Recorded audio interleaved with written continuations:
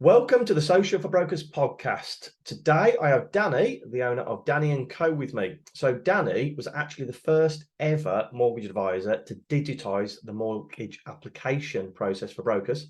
And he was voted the Gloucestershire Live 30 under 30 and the Business Insider's 42 under 40, both in 2020.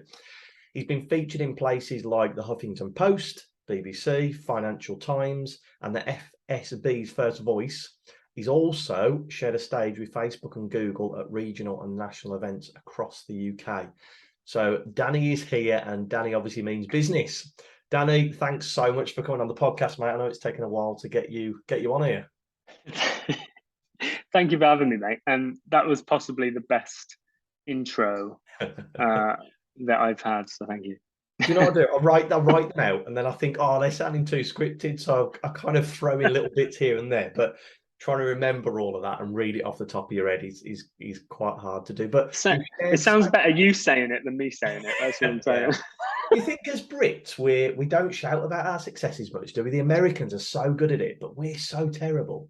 Yeah, I don't think our problem is shouting about stuff. I think our problem is knowing when and in what context to shout about it. Because I think Americans just say it no matter what. You know, you'll be in the middle of a conversation about seafood and then start telling you how good they are, or how many rich people they've met or whatever.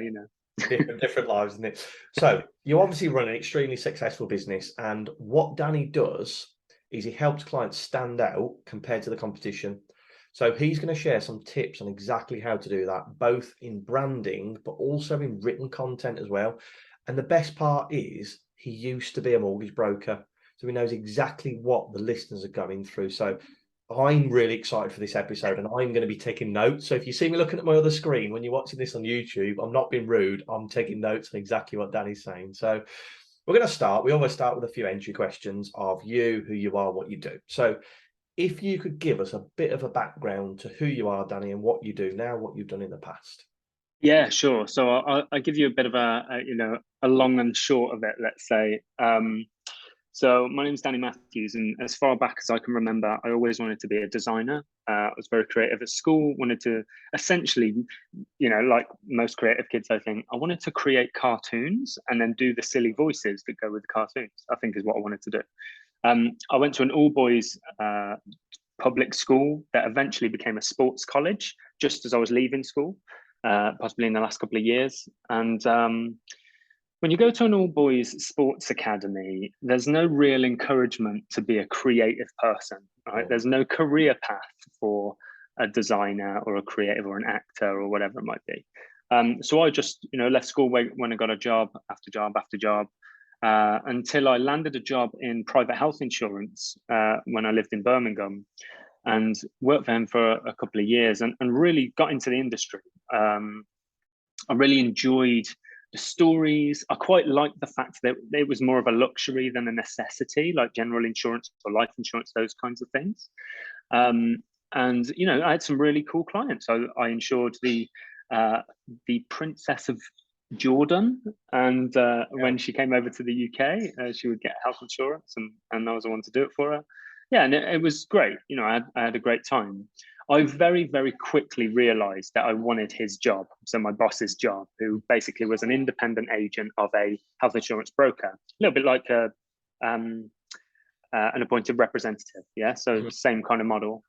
And really enjoyed it. Obviously couldn't take his job. So I looked for something elsewhere and ended up moving down to Cirencester, where I started a group medical insurance department of a medical insurance broker. And loved that. Stayed for a number of years, grew a little team there, was very successful in it. Some great commissions from it. A little side story. I remember I had a really good month one month. I think it was February or March. And when I got paid the commission in April, I think it was the first 10 grand pay packet I got. And me and my wife booked to go to Vegas. Like, I don't think it was 2 weeks later. We blew every penny to the point where I remember coming back and borrowing money for rent off of my mother-in-law. Blew 10 grand. So that was fun. I just blew it. Yeah, there was a car show and a music festival, a 1950s music festival there, which is what we're into. And so yeah, we just blew it in Vegas. And and put off getting married for 7 years because we kept spending this money on traveling. So yeah, I stayed there for a little bit and then left, and me and an old colleague set up on our own, and very, very quickly went from private medical insurance to protection and life insurance, and then realized that almost every conversation we had, mortgages or houses were mentioned. And we very quickly found a theme and said, what do we need to do to sell mortgages? And someone said, you need to be qualified. So we did one of these intensive 2-year courses in 2 weeks kind of things. CMAT. Booked our CMAT exams, took them, passed, job done. My business partner shortly after went his separate ways and I went mine. And very, very quickly, I got really frustrated with the mortgage process. The paperwork, the traveling, the face-to-face stuff, it's slightly different now, but it was really frustrating at the time. And everyone that I spoke to just would push back all the time. So all of the lenders, the FCA, I remember sitting in a room with some serious officials trying to explain the difference between a forged signature and a digital signature. So if you imagine, I was a kid, right? Everything in perspective. I was this young guy sitting in a room with officials from the FCA and like people in banking and all these important people saying, Nat West, I have to write a wet signature and post it, a declaration to you in the post, and it takes forever and could get lost. I could do a digital signature where it's time, location, and date stamped and verified with a passport office, and you're telling me I can't use it? And they were just stumped, like didn't know what to say. Slowly but surely they are changing, but at the time it was just, I was looked at like an alien. You're ahead of the curve with it. A little bit, I guess. And the only thing I could think of is, I wonder if I could build a fact find that someone could complete remotely. So from their home, from their computer or their iPad or whatever. And I started to... Sorry, just for context, what year was this that you designed the first digital fact find? 2016, not that long ago. Oh, okay. So it's quite recent. Yeah. Recent-ish. Yeah. So I was in financial services, I think, in total for about 10 years. And it just got to the point where I had to try and find a solution to this thing that was so frustrating. And I went and looked online and found basically services that anyone can sign up to. And as long as you understood the logic string, the yes, no, what would happen if, of the mortgage fact find process compared to like the research you do to recommend a mortgage lender, as long as you knew the logic strings that got to that point, essentially you could find software to make those decisions for you. It was like very basic artificial intelligence. So I decided to build it like a proof of concept, and I branded it as if it was a startup. So I branded it as if it was a startup called Mortgage Digital Mortgages. You can probably still Google it and find the terrible, terrible things that are online now. And I kind of vlogged a lot of the journey, actually. So there are some strange videos of me driving in a car talking about mortgages somewhere. And it was great. The whole process was brilliant. What I didn't factor in is what I was going to do with it. I was going to use it, but I was also promoting it as if it was a startup. So what was I going to do with this thing? And slowly but surely, people started getting interest. And I know this is a long-winded way of introducing myself, but slowly but surely, people got interested. And a couple of people said, "Can you come and help us kind of build something similar for our business?" One in particular said, "Come and build it for us. We'll pay you handsomely, and when you're finished, we'll appoint you to the board, and you'll have a great career and a great life and all the rest of it." So I agreed to it, and I spent 15 months building this piece of software. Bearing in mind, I'd never done it before. I'd never managed a team. I'd never built software. Yes, I had design experience, but I just went, yeah, I kind of know what I'm doing. I know the decisions the system needs to make, and I know what outcome I want. I just need experts in development and coding and all that stuff to convert it to something people could use. So the company that I was contracted for, I went worked for them for 15 months, I think it was, and they were due to go and bid for a big government contract. It was worth billions, and and they won it based on the fact that they could use this system efficiently, basically, to filter high risk, low risk business. And but in the process, I had a serious episode of burnout. I mean, it was 15 months of 6-day weeks, getting up at 4 a.m, traveling to London, getting back at midnight sometimes, being wined and dined in the middle, but just falling asleep in my soup kind of thing. Yeah, and there was a final straw, and I lost all feeling from the waist down and slight loss of speech, and just called it a day. And that was almost my out of the industry, if you like, but I loved it for the time I was there. So that was I probably would still be there. I'd probably still be there. Hadn't have had the burnout. So when was this? What year was this that you decided 17. to? 2017. Wow, so it's not that. I thought it was a lot further back. Talking to you, so we talked about it. You went into a design job and you built up your clients. What do you do today to help businesses? So I help businesses to build brand confidence. And the way that I define brand confidence is, firstly, there probably needs to be some context around what branding is. A lot of people would understand branding as things like logos and colors and, what's written on your website and those kinds of things. And it is to some extent, but I think even though your clients and customers will see things like logos first, they should be the last thing you do.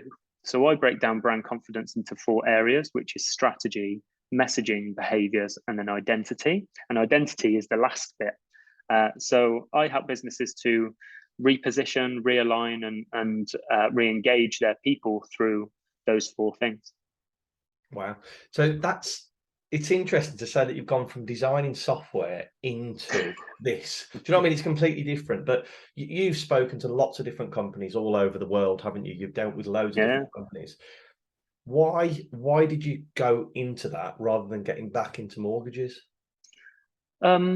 Weirdly, it took quite a few months for me to recover from burnout, and I was only young, but I think I was 29 at the time, and I was just about to turn 30, and I think I was having an early midlife crisis.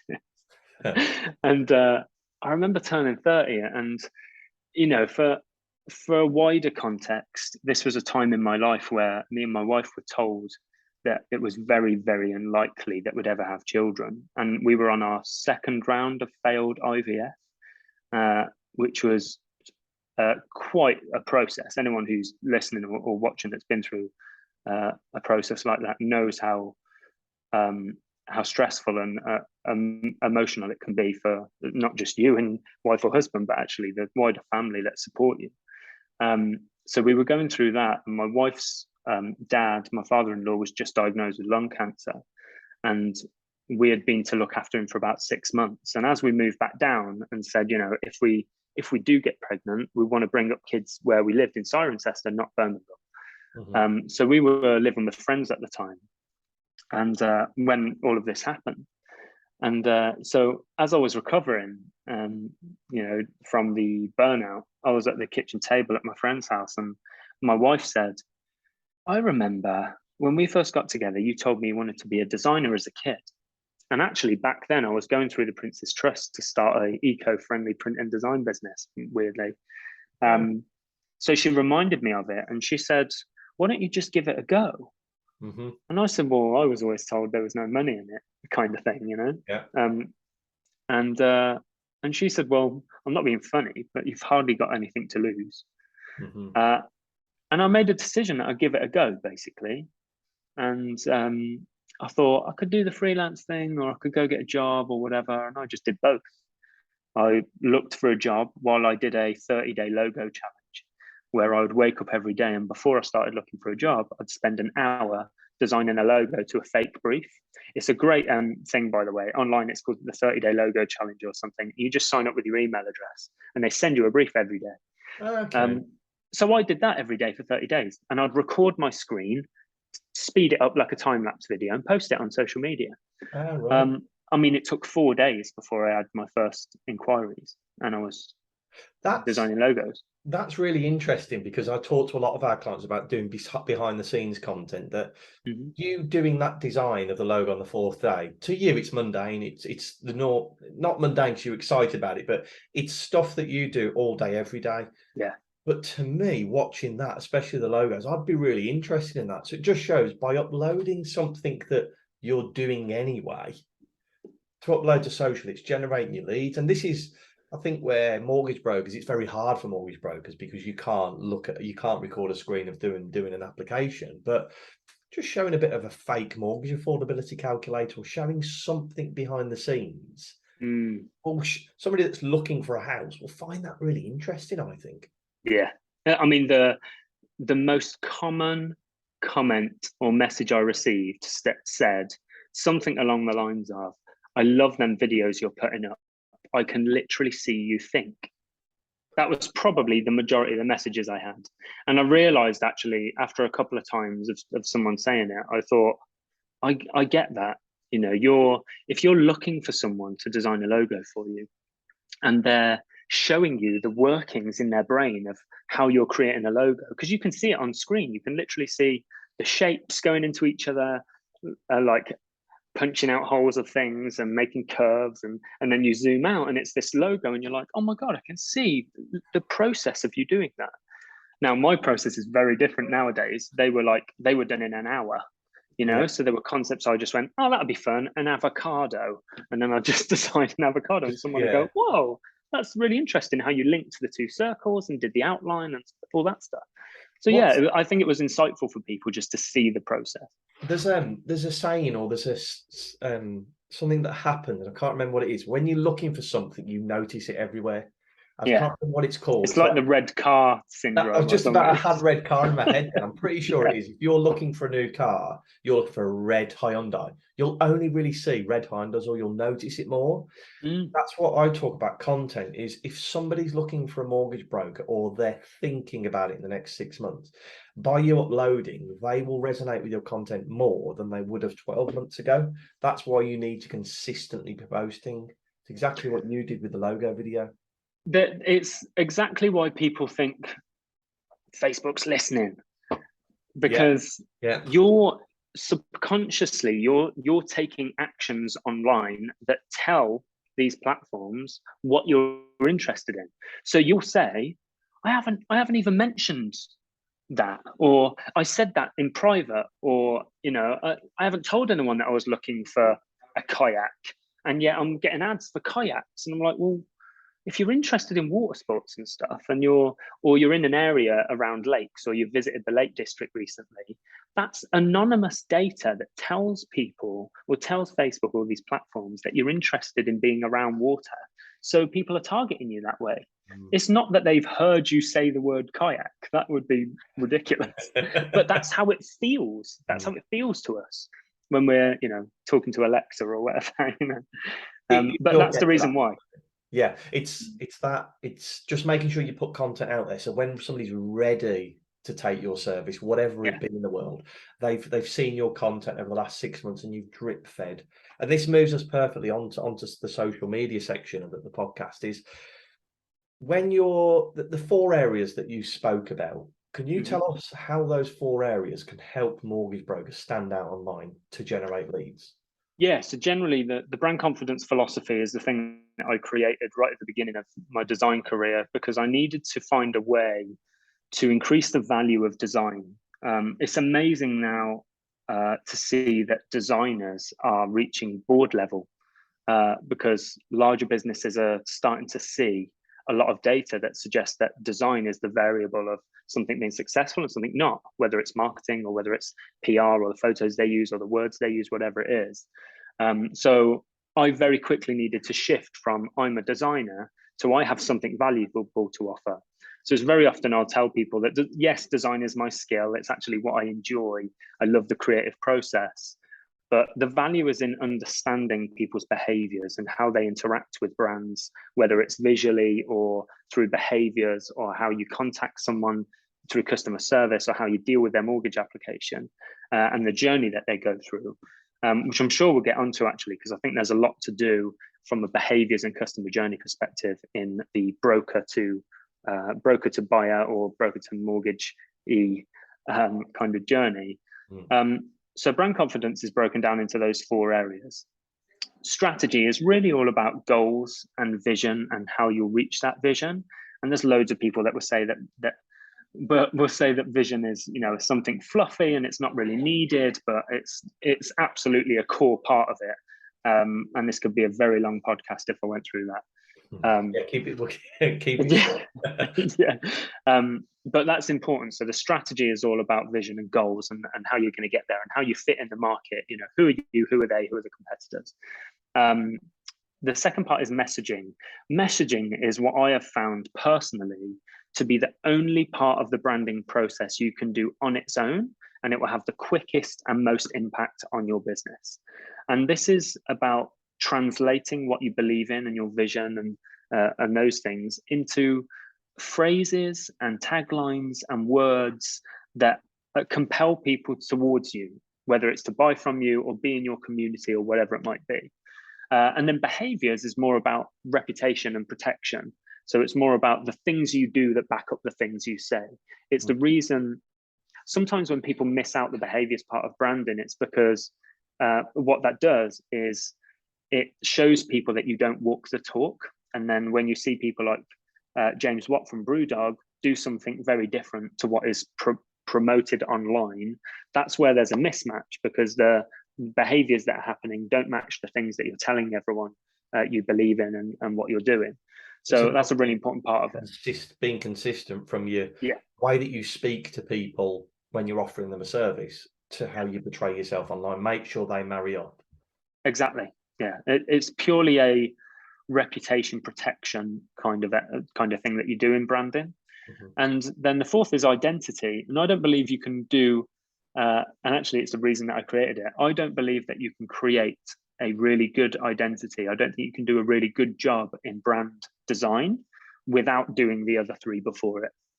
You have to understand the goals of the business. You have to understand who it is you're targeting, what market you're playing in, what makes you unique, or where you're placed, where no one else might be, for example.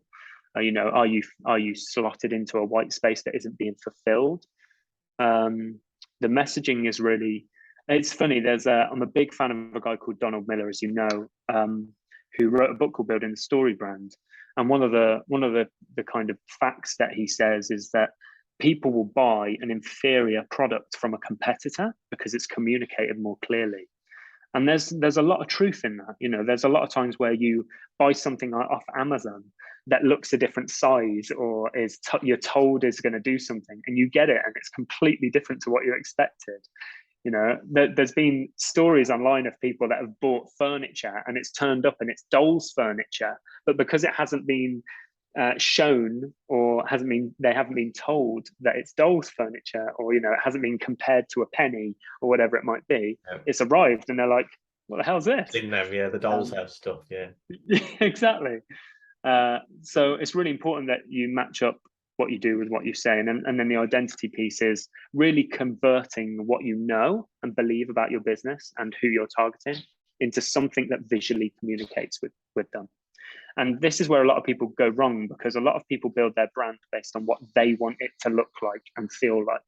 But what you want it to look and feel like doesn't attract the right people to your business. So there is a little bit of a mismatch when going through the process, and it's hard to pull yourself outside of that if you do it yourself, which is why there's people like me that go in and tear it apart and go through a process and make sure that it works. And it's interesting that you spoke about before the podcast, we spoke about colours of logos and things like, obviously I'm really big on colour, and I'll be honest that my colours I picked because I wanted that vibrancy, but I still wanted that blue to show that professionalism. You have people that you'll design a logo and there might be one red, one yellow, and you'll present it to them and they will say, well, I prefer red. And you actually say, well, yellow is actually resonate more with your audience. It's very hard as a business owner to take that step back and say, I need to create something for my clients. But that's like everything, isn't it? It's like your website, your logo, and your social media content really needs to apply to your audience, not yourself, doesn't it? Yeah, exactly. I mean, if you're on social media talking about rates with different lenders. Some people might be vaguely interested if they're interested in financial markets and that kind of thing. What they really want to know is, can I buy this expensive house? Yeah. Like, it's the really simple surface level stuff. Can I buy this really expensive house?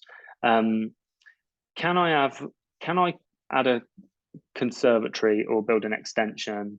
All that kind of stuff. Can I afford to live near the beach? That's Yeah, what they want to that, know. that They type don't of want to stuff. know that it's going to be 3.26%. Who cares? Exactly. It's simplifying it for people, isn't it? And I suppose simplifying it, we need to talk about the messaging part. So you said the messaging part as part of the story brand is the most important and can have the most effective results. What is it in messaging that makes that so successful to generating leads? It's the story you tell about your brand. And don't get this confused, because I can visit anyone's website and tell you whether it performs for them, and it's dead easy. There's a really fine line between a website that demonstrates authority and an expertise, and a website that just says I'm the best. And there's a lot to do with neuroscience that goes into this. So, and which is why I say it's a fine line. So, for example, you can go to any website and it will say something along the lines of, we're experts in mortgages. We've got 30 years of experience in residential mortgages, and we can get you the best rates. They are phrases and sentences that are what I call we sentences or I sentences. They're all about you.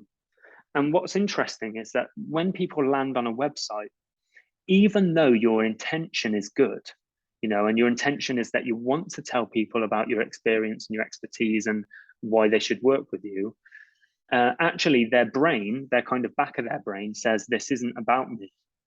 So they go away. They don't do anything because you're not talking to them.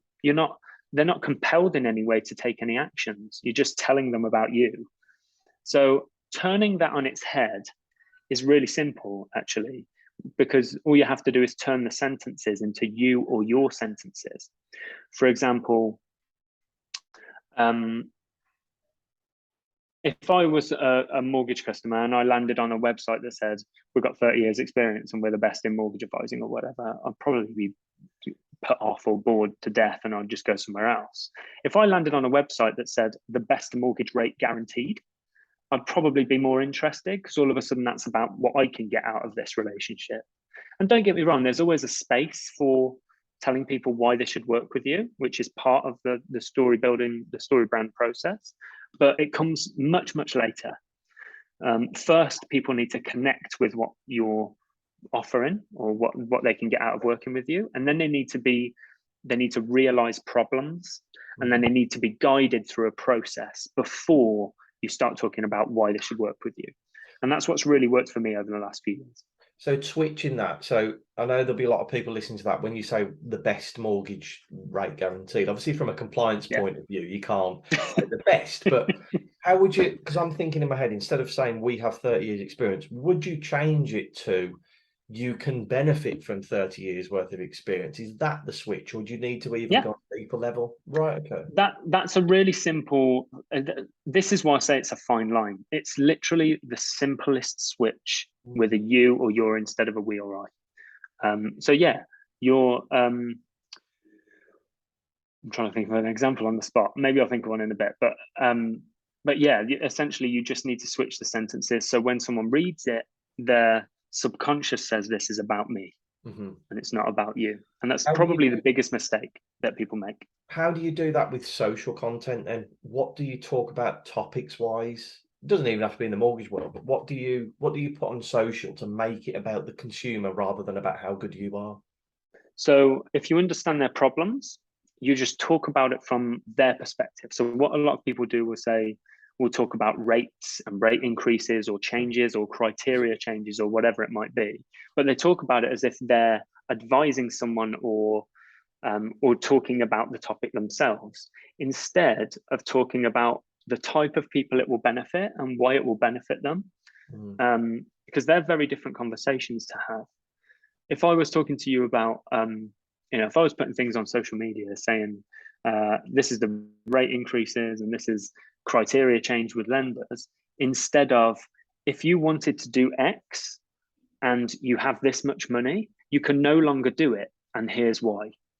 So that's a very fine line between, I'm talking about me telling you stuff to I'm showing you the benefit of understanding this information. Yeah, that's probably where the fine line is. And it's so subtle that most people miss it. And that's why I think most people go wrong. I think that's but you can tell immediately. You can see it from seeing it consistently. But thinking about it now, looking at TikTok as a platform now, they're obviously not. Facebook and Instagram are a lot more. They keep an eye on the financial side. TikTok, they've just started doing it, but on TikTok, there's a lot of people saying, if you want to buy a house at £240,000, you have to be on this much income, this much debt, and they get away with it a lot more on there. But it's exactly like you say, it's making it about the client rather than telling them what you can do. So a lot of our content that we create for people, we've made that switch from, we can help you get a Help to Buy loan, we can help you with a Help to Buy mortgage. Instead, we've shifted it to, how could a Help to Buy mortgage help you get a home? And we've done that without even realizing, but you've made that point. It's that switch to tell the customer how they can help. Like we spoke about, subconsciously, they might have been looking at the Help to Buy loan, and that bit of content is the one that grabs them.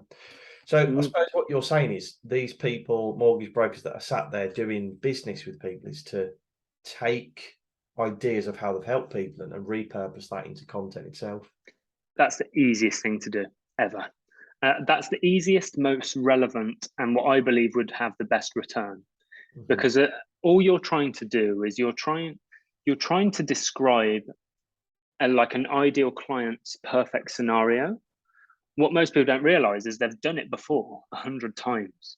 So they just need to talk about them. And, you can change their names if it's, data protection or, privacy or whatever. But, you just have to talk about the scenario.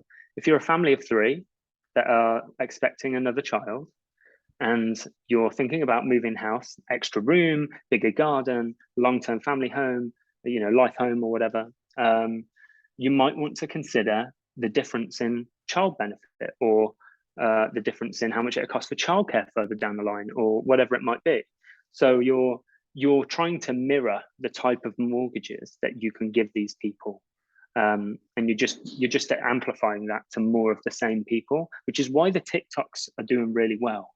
Because the people show up and say, do you know what? If you want to live near the beach and you're a couple and you're thinking of starting a family, you're going to need an average in Cornwall here, like, I don't know, Penzance. If you want going to move to Penzance on the coast, less than 5 miles from the coast, you're going to be looking at an average house price of this. And if you've got a deposit of 20%, then this could get you a mortgage of this and a really great rate. Just a 5% difference in deposit will increase your rate to this. And that's as of today. With a little bit of like disclaimer. And that tells someone who's looking to move near the coast, who's starting a family, all of a sudden that they might need a little bit more deposit, or they might not, A great one that I think most people who listen or watch this will know is, the thing that people always forget when they buy their first home is, I've got the fee, I've got the deposit, I've got the fees. You mentioned stamp duty, and I've kind of got that. I might have to borrow money from mum. And then they move into the house and they've got no furniture. Yeah. Do you know what I mean? Yeah. So that bit of content would be great, because first time buyers would go, oh God, I never realized actually we're going to need to buy sofas and beds and mattresses, and that all adds up. So we might need to save another 3-4 grand or whatever. So there's all that. It's creating content that's relevant to what they're going through at the moment. And this is, I'm big at talking to brokers at the moment, is mortgage brokers are asking people to follow them on social when they're asking for a Google review at the end. But it needs to be on the first appointment, is to say, follow us on social, because they're excited. Do you know what I mean? They're going, if they're a first time buyer, it'd be great for them to see that post about the furniture, because they can discuss to their mortgage broker, we're probably better off putting 5% down than 10%, because we forgot we need to buy all the fun stuff, essentially. Yeah. So when I mentioned that behaviors is really important and most people miss it, this is kind of where it comes in. Mhm. So I wonder how many brokers, mortgage brokers that are listening or watching to this, have ever mapped out the journey they go through and what the sentiment is at each stage. So how are they feeling at each stage? Are they feeling nervous because they don't know what the rates are going to be? Are they feeling really happy because they've got the mortgage acceptance? Are they feeling a little bit confused because they didn't realize they'd have to pay these extra fees? What is their sentiment and feeling at each stage of what they go through, and what can you do to alleviate it? And it could be as simple as you sending a postcard to say welcome to your new home, or a little basket of stuff or whatever, um, to Or let like them know that. a phone call at this point, because they might get confused when they get the As solicitor's paper. simple as that, exactly. Or it might be actually when they're the most happy, like on the scale, they're most happy, ask for a testimonial and make sure you get it.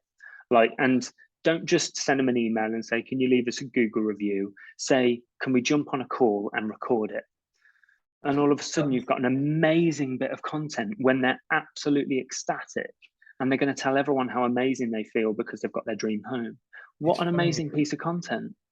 This is what I was about to say. I've seen somebody do it today, exactly what you're speaking about. Nicola from DM Mortgages. I saw her on LinkedIn, and she does a lot of YouTube stuff herself. And there was a video testimonial from a client, and I said, "How do you get them to do this? Because it's a big thing. People aren't confident going on camera." She Yeah. says she said she asked them very nicely at the end, and they send a film crew to them. They send somebody to record it. And then all of a sudden, it's this big thing for the client that they're being featured, which I think is a Yeah. lovely thing because you're giving something back then. And Yeah. it's funny you mentioned that. I'll give a shout out to Nicola, follow her on LinkedIn, DM Mortgages. That's Hi, exactly. Nicola.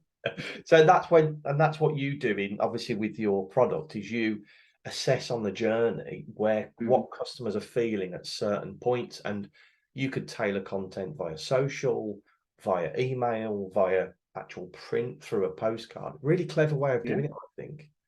If you're really local, um, hand delivering a basket or bouquet to that person's house when they're in is amazing. Mm. It's like surprise and delight. They've dealt with you on the phone or on Zoom or whatever the whole time, or they only met you once at the start of the process and you've helped them do this thing. Seeing you again is such a nice thing. Um, every now and again, inviting people to like a barbecue if you're that way inclined or whatever is And a this really is nice way really just to keep in touch. It's really important now as well because as the market slows down and there's less purchases, and it looks it's going to be that way for the next couple of years, is these people that are signing up for mortgages now, a hand-delivered bouquet, an invite to a barbecue, will make you be remembered in 2 or 3 years' time when their fixed rates up. Mhm. Would they recognise a basic postcard that went through the door? Probably more so than if you did nothing. But if they will remember you if you drop off flowers or do you know what I mean? Send them something. I think that's a huge thing. But And I don't love that and journey. don't wait till 6 months before their fix ends, because then the feeling is like you're only getting in touch because you want the business. Do it way before, way before. Like, do it after a year, not after 3 years. Do you know what I mean? You do it when it's nice to do it, not when it benefits you as a It's funny broker. because I've Yeah. seen you go back into mortgage broker mode since we've been speaking about this. You've gone back into So you're giving away the story selling PDF, aren't you, to the listeners? Yes. So Talk us through all it's this.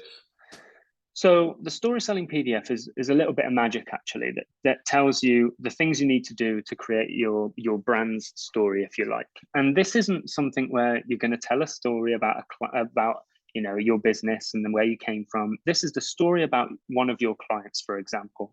And it's amazing when you go through the process how much it forces you to simplify things.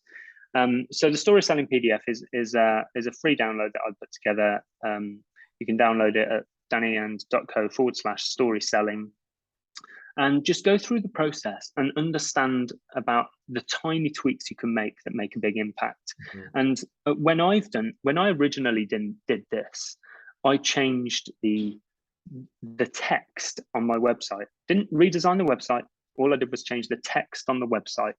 And from that January, I started to generate between 1 and 2 leads a day purely from pushing people there from social media.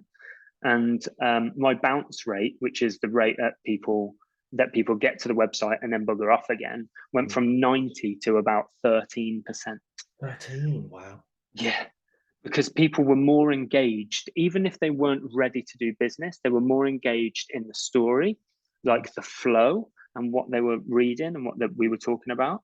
They were so engaged that they would get to the bottom, and at least what they would do is download a PDF or download like a free resource or something. That was the least that they would do. So it's now the only part of the brand confidence process that I remove completely and do on its own, because it's the quickest and best. You'll get the quickest and best results from doing that first if you want like a quick win. And then if one day you want to look at your brand in a little bit more depth and go through the other stages, then you can do that. But the story selling element of the process is the most powerful, I would say, for quick results. Go and download that. It's completely free. So the website is which is and.co/story selling. That's correct. Yep. Go and take a download to that. Right. We're going to move on to the strategy question. But before the strategy question, we make a donation of £10 to a charity of your choice for saying thank you for coming on, Danny. Which charity did you want us to make a donation to? If you could send it to the fertility charity, then that'd be great. Just related to my story and just to help other couples go through that process. I'm happy to say, by the way, that now through our first round of IVF, we now have 2 children, 1 3 and 1 just turned 1. So it's not all doom and gloom. And actually, we have a number of friends that have been or are going through the same process. So it's something really close to us. Great. So that could help. And you're saying summer holidays are an absolute nightmare at the minute, aren't you? Yeah, chaos. You're juggling here, there, and everywhere. Right. Let's finish with the strategy question, which I know a lot of people like to listen to. So we're going to pretend that you've moved to the north of Scotland. You've got a laptop, a mobile phone, and an internet connection. What would you do to start generating mortgage business? Oh, great question. So if I was a mortgage broker and I was in that scenario, I would open my laptop, open Mortgage Brain or whatever you use these days. I think it still is Mortgage Brain. Mortgage Brain, or what was the other one? I forgot the one that I used to use. Iris. They're still, yeah, I've seen those about. Yeah, I don't really. Yeah, because they're not far from me. They're in Cheltenham, I think. So not far from me. So if that was me and I was a mortgage broker, I would get a piece of paper and write down 100 scenarios. So buying a house of a particular size or price. You can just go through your client list really and just say, what was their scenario, and literally do it as detailed as that. And then I would create video content based on that using the story brand process, and then I would repurpose it. So every single day I would do a different scenario. The first day might be a couple buying their first home, what deposit they need, and I would just tell the story of that client. So every day it would be Jenny and David saved for 4 years for a deposit of £20,000, and they were finally buying their first house. Their biggest problem was that they didn't think about stamp duty and didn't have any money for furniture, even if they did buy the house. I told them that they could get this rate with this lender, but if they could just save another few £1,000s, it would help them to get a better rate, or it would help them to buy furniture, and that would put them in a better state further down the line. I would literally tell that story every single day. And once I'd told that story, I would repurpose the video into audio, and I would start a podcast called Mortgage Scenarios or something. I don't know, just off the top of my head. Mortgage Stories, and I would post it to there as audio. I would then create process cards, sliders for Instagram and LinkedIn about the process, that story basically, but on slides as a process, and I'll post that to LinkedIn and Instagram. I will create reels that do a similar thing but in short. So I would do, this is going to sound ridiculous now, but I would do the 6 things Jenny and David need to do to get the best mortgage for their first home. Oh, the proper TikTok, Instagram reel style. Yeah. I want to see one of them. And I would do that. And then I would create a PDF download, which was the 17 things you need to do before you buy your first home. And I would link that to every single post that I do. And then the next day, I would do the exact same thing. Now, most people would listen to me or watch me say that and say, where the hell do I get the time to do all that? Number one, you. Is how they do it. Number two, actually, it doesn't take as long as you think it does. If you had a decent process, and to be fair, once you've done 10 of them, you're on a roll. You know what to do every day. Exactly. You get up, you get your phone out, and you go bang, bang, bang, bang. That's what I'm doing today. You record it. You spend 10 minutes doing that. You do this, and you have templates set up, and jobs are good. And then maybe you get your admin person or a VA to do it once a day, and it costs you 30 quid for an hour for them to send it everywhere. Perfect example that you, sorry to butt in, podcast episode with Anish Patel. If anybody's listening, go back and listen to that. He records one video and it takes him, he's narrowed it down to 12 minutes and he's able to post to all the different video channels. So YouTube, Facebook, LinkedIn. I've seen his content. Yeah. So he's got it down to 12 minutes. So go and listen to that. If nice. What Danny's saying there is if you can really narrow down that process, you can do it in 12 minutes. So all of this is doing it one day and just repeating it with a video every other day, isn't it? Every day. Yeah, and I mean, if you can't do it every day, do the video on a Monday, and then do the repurpose of, I don't know, the TikTok on the next day, and then do the slideshow thing on a Wednesday, and then do, and you can spend a whole week on one scenario if you wanted to, and then do a different one the next week. Use whatever time you have, but that means that because I heard something once that ideally you need to spend 5 times as much promoting or marketing the thing than creating the thing. So if it takes you 2 hours to research and do a mortgage, you should be spending 10 hours marketing that scenario. Yeah. To get the results that you want. And I think that's quite a good rule of thumb from experience. I think that works well, isn't it? No, that's a great way to do it. Is you talking about people's scenarios. You don't have to magic content out of thin air. Content is what Danny's saying is take it from your experiences with clients, and go and download that story selling. That's an absolute piece of gold. I'm going to go and download it now and run through it. Danny, thank you so much for coming on the podcast. There's so much there. Again, I always say this, I'd rewind back through this, hit the old rewind button, get back to the beginning and go and take loads of notes from this. I think what I'm going to take from this is that customer journey is, instead of just firing randomly, is look at when your customer's the happiest, look at when your customer's maybe the most nervous, the most stressed, when they need most support, and speak to them at those points. Any parting pieces of wisdom to the people listening, Danny? Most graphic designers will have you believe that if it looks good, it will do good, and it won't.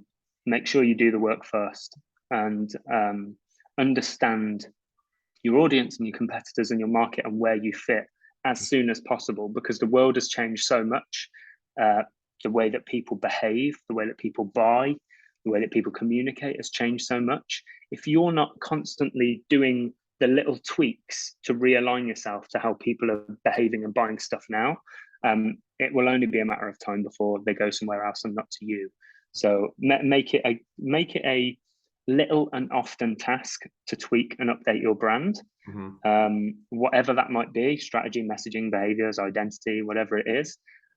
Because the biggest thing I see is that people leave it too long, and then they say we haven't rebranded in 10 years and we look really old, and then it's a big job. Your brand should be a living thing. It shouldn't be a set it and forget it.